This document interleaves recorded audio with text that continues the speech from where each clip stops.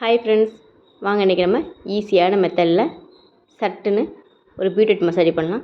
அதுக்கு 2 சில்லு தேங்காய், 1 ஸ்பூன் சீரகத்தை பல்ஸ் மேலே அடித்து எடுத்துக்கலாம். அதுக்கப்புறம் 1/4 டம்ளர் தண்ணி ஊற்றி ஃபைன் பேஸ்ட்டாக அடித்து எடுத்துங்க. தேவையான ஆயில் ஊற்றிக்கங்க. ஆயில் ஹீட் ஆகட்டும். குக்கர்லேயே பண்ணுங்கள், அப்போ தான் நமக்கு கொஞ்சம் வேலை சீக்கிரம் முடியும். 1 ஸ்பூன் சோம்பை பொரிஞ்சதுக்கப்புறம் பெரிய வெங்காயத்தை குட்டியாக கட் பண்ணி வச்சுருக்கேன், அதை இது கூட ஆட் பண்ணிக்கலாம். ஒரு கொத்து கருவேப்பிலை, ஒரு பச்சை மிளகாவை ஆட் பண்ணிக்கிறோம். 1 ஸ்பூன் இஞ்சி பூண்டு பேஸ்ட்டு, ஒரு பெரிய தக்காளியை குட்டி குட்டியாக கட் பண்ணி வச்சுருக்கேன், அதை இது கூட ஆட் பண்ணி வதக்கி விட்டுடுங்க. இப்போ இது வதங்கிறதுக்கு 1/4 ஸ்பூன் உப்பு போட்டுக்கலாம்.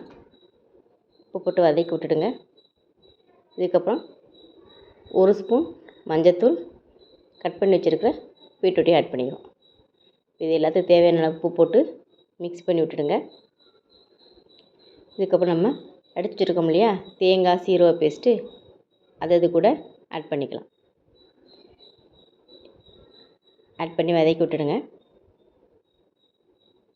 இதுக்கப்புறம் நம்ம மற்ற மசாலாவை ஆட் பண்ணிக்கலாம். இது லோ ஃப்ளேம்லேயே வேகட்டும்.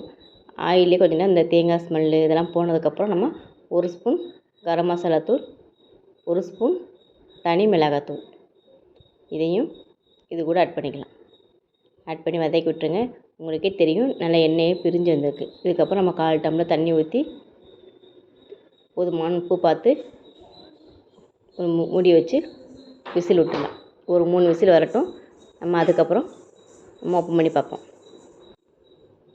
பார்ப்போம். தண்ணி இருந்துச்சுன்னா நம்ம இன்னொரு கடாயில் லைட்டாக ஒரு 5 மினிட்ஸ் வரைக்கும் பாயில் பண்ணிவிட்டு சர்வ் பண்ணிடலாம். நமக்கு கொஞ்சம் தண்ணி இருக்குது, இப்போ நம்ம சட்டியில் மாற்றி பாயில் பண்ணி எடுத்துக்கலாம்.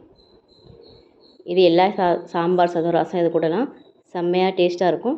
நீங்கள் ஒரு டைம் ட்ரை பண்ணி பாருங்கள். ஓகே ஃப்ரெண்ட்ஸ், பாய், தேங்க்யூ.